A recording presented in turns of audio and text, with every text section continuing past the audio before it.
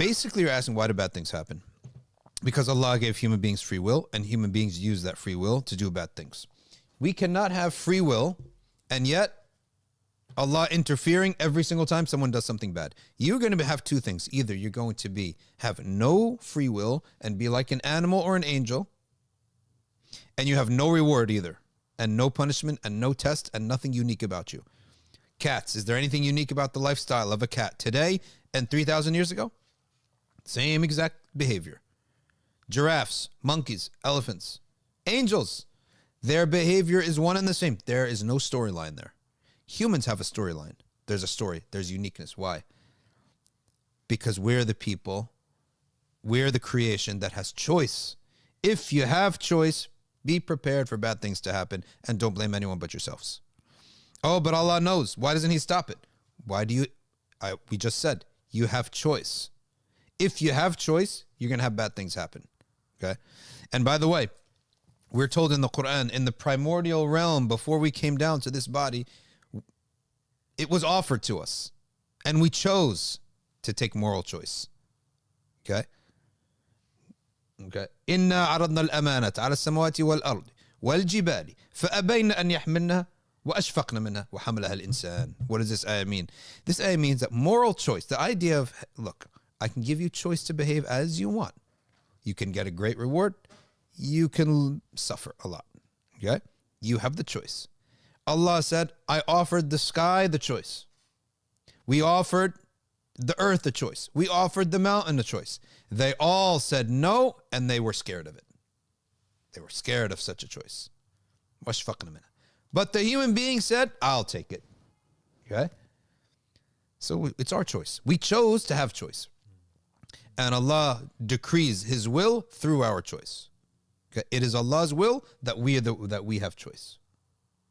Everything that we do is Allah's will that we willed it. I have a question. Yes. Isn't that circular because we had choice, but then we chose choice? Yeah. No, we had the choice of yes or no. You have a choice. Everyone had that choice. Everyone had that choice. At that moment, Allah gave all these creation a choice. Do you want free will and the will to do right and wrong, and drive your own destiny, so to speak, colloquially speaking, not theologically speaking? They all said no. So at that moment, they were given a choice.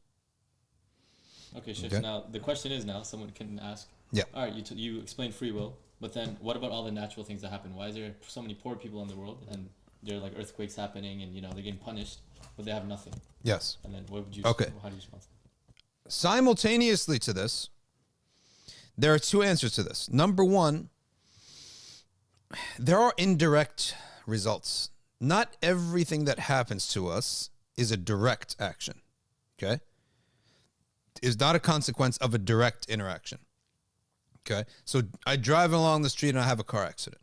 That's direct. Okay? Choice. I chose to text while driving.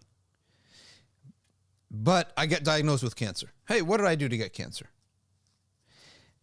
Cancer is likely the result of indirect actions that you're not even guilty of. We're not saying that every consequence is because you're guilty. But we humans chose to make plastic, chose to use everything in plastic. And then the next generation has no choice but to live with plastic. The consequences trickle down, whether we like it or not. You could be totally innocent. Consequences come to everybody. Consequences are not just for the guilty or the innocent or the one who does it. Okay? The entire nation of Iraq is destroyed on the decision of one man, George Bush. If he didn't want to go to war, there will be no war. 3 generations later, they're still living in poverty. Or 2 generations later, still living in poverty. There are kids born today. Them and their parents never had anything to do with this war. But they're born in poverty, right? Consequences. They're drinking polluted water. Their kids will have cancer, right? So it's consequences. It's domino effect. That's number one. Number two, we are in an abode of testing. When we said, oh Allah, we want to be the people who have choice, test us so that we can get heaven or hell. Allah has the right to test us how he wishes. Forget all human beings. Forget their actions.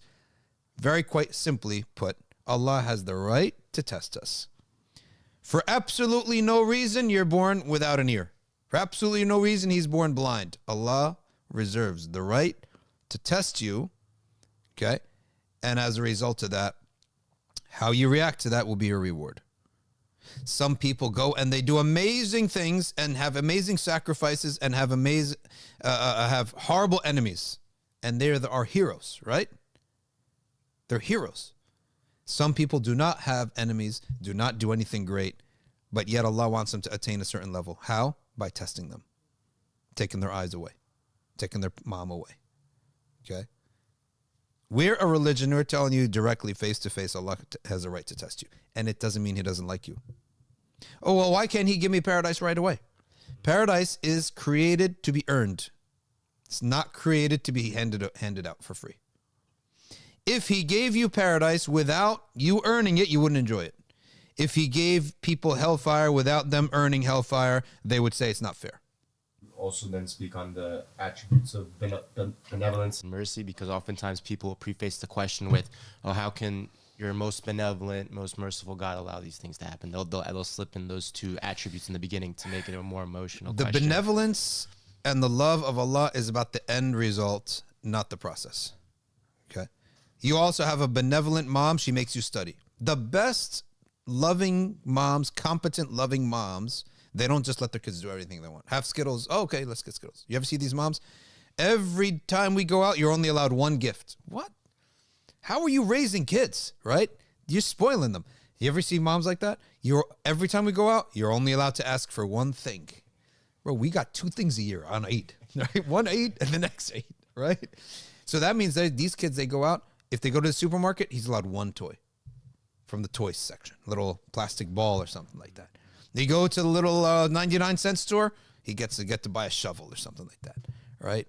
You're spoiling them, right? That's not a good mom. The good parents, they make you study, read, memorize Quran, do push-ups. Then you can have a break. Out of every 3 things that you did that's useful for your future, you can indulge in your present, right? 1 time. The Chinese, 100 times before you ever indulge. The Indians and the Hindus, 100 math lessons before you get to take a break. Okay? Well, what do you have now? CEOs, all Hindus. Look at the result. Is that a result of them or a result of their parents? It's their parents.